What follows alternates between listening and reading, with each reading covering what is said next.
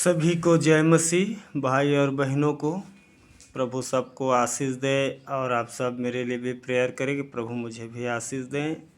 आज हम एक चीज़ को 2-4 मिनट डिस्कस करेंगे और हम सब इस चीज़ को गंभीरता से लेंगे और मैं विश्वास करता हूँ जो भी इस वीडियो को देखेगा और कुछ थोड़ा देर तो कम से कम इस बारे में सोचेगा।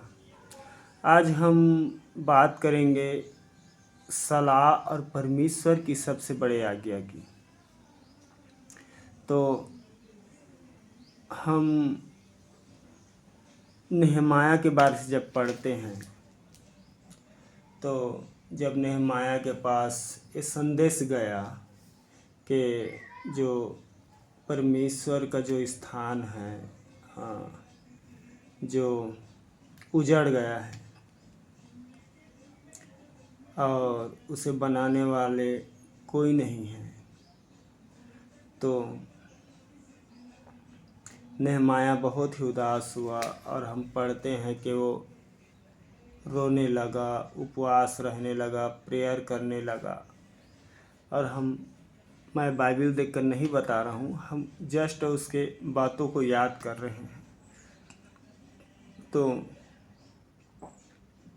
परमेश्वर हम जब पढ़ते हैं, परमेश्वर इस्राएली हो या अन्य जाति हो, सबके मनों में बातों को डालता है।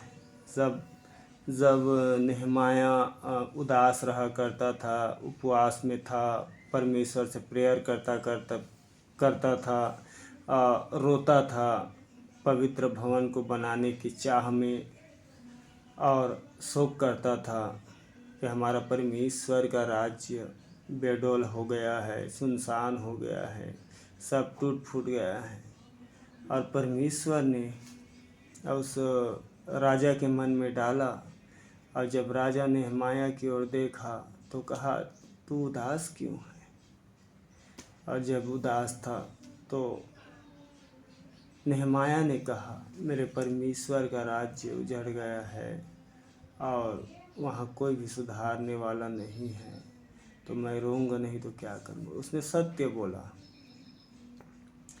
तो यही चीज़ इस समय हमें भी, क्योंकि हम अब बहुत से मजबूरियों के कारण सत्य बोलना छोड़ देते हैं और हम लोग सोचते हैं कि हमारा नौकरी चला जाएगा अगर हम सत्य बोलेंगे तो, या हमें कोई भी चीज़ों का साधन नहीं मिलेगा, या हमें कोई भी चीज़ जो गवर्नमेंट की तरफ से मिलती है वो भी नहीं मिलेगा। ऐसे सोचकर हम परमेश्वर की इच्छा को हम छोड़कर हम अपनी बुद्धि का सहारा लेते हैं, जबकि परमेश्वर का वचन कहता है कि तो अपनी बुद्धि का सहारा ना ले। परमेश्वर का वचन यिर्मयाह 17:5 में भी कहा है, मूर्ख है मनुष्य जो मनुष्य का सहारा लेता है। और हम प्रतिदिन, ये महीने में नहीं, साल में नहीं, हम प्रतिदिन परमेश्वर के वचन को भूलकर हम अपने बुद्धि से चलते हैं। तो हमें सत्य में बने रहना है। हमें इस समय मनुष्य, वचन कहता है कि मनुष्य का जो शरीर है पवित्र आत्मा का मंदिर है, हम उसे कैसे ठीक करें, हम उस मंदिर को प्रभु के लिए कैसे तैयार करें। हमें इस बात के लिए शौक होनी चाहिए, हमें निरंतर प्रार्थना करनी चाहिए, हमें उपवास करनी चाहिए और हम सब कलीसिया जब मिलकर इस चीज़ों को करेंगे तब होगा। क्योंकि जब नेहमाया जब उस काम को चालू किया और जब 52 दिन में स्थान को बनाया गया, वैसे ही वो सब एक ही साथ एक सलाह होकर किया। अकेला नेहमाया नहीं कर पाया, भले परमेश्वर का आशीष था, लेकिन सबके मन में, जितना विश्वासी थे, सबके मन में एक उमंग जागा, एक सलाह हुआ। और हम जब पढ़ते हैं तो एक साथ होकर उन्होंने 52 दिन में उस स्थान को बनाकर तैयार कर दिया। वैसे ही हम छोटे कलीसिया हो या बड़े कलीसिया हो, हम सब मिलकर हम परमेश्वर के मंदिर को तैयार करें। हम निरंतर प्रार्थना करें, उपवास में जाएं, हम परमेश्वर की आज्ञा में चलने वाले बने, हम उसकी इच्छाओं को सुनने वाले बने, ताकि परमेश्वर हमारे जीवन में कार्य करे और हमारे द्वारा लोग बहुत से लोग परमेश्वर के अधीन हो नहीं पाए। और सबसे बड़े आज्ञा की बात आज हम करते हैं कि एक दूसरे से प्रेम रखना, खाली कलीसिया के ही लोगों से नहीं बल्कि हमारे पड़ोसी जो प्रभु को नहीं जानते, हमारे रिश्तेदार जो प्रभु को नहीं जानते, हमारे रिलेशन जो प्रभु को नहीं जानते, और हमें उन लोगों के लिए शोक करना है, क्योंकि वे भी परमेश्वर का मंदिर है। क्योंकि हम भी पहले परमेश्वर को नहीं जानते थे, लेकिन लाखों करोड़ों के बीच में परमेश्वर ने हमें चुना, हमें खड़ा किया।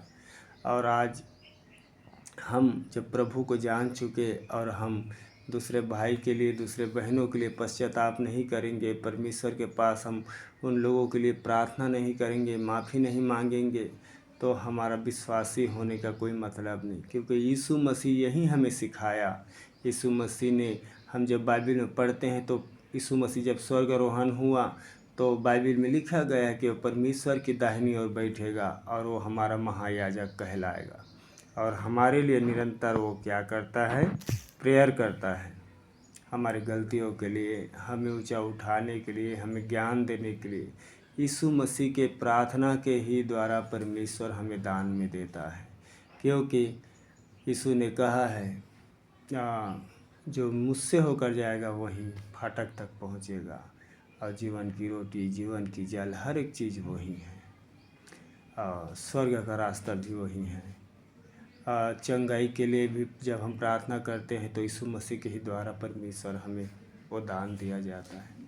तो बिना यीशु मसीह के हम कुछ नहीं हैं। और यीशु मसीह धरती पर आया, हमें सिखाया कि प्रेयर कैसे करना है, लोगों के लिए पश्चाताप कैसे करना है, लोगों के लिए प्रेयर कैसे करना है, लोगों के दुखों को दूर कैसे करना है, कैसे उन्हें प्रभु के बारे में बताना है, कैसे सेवा करना है।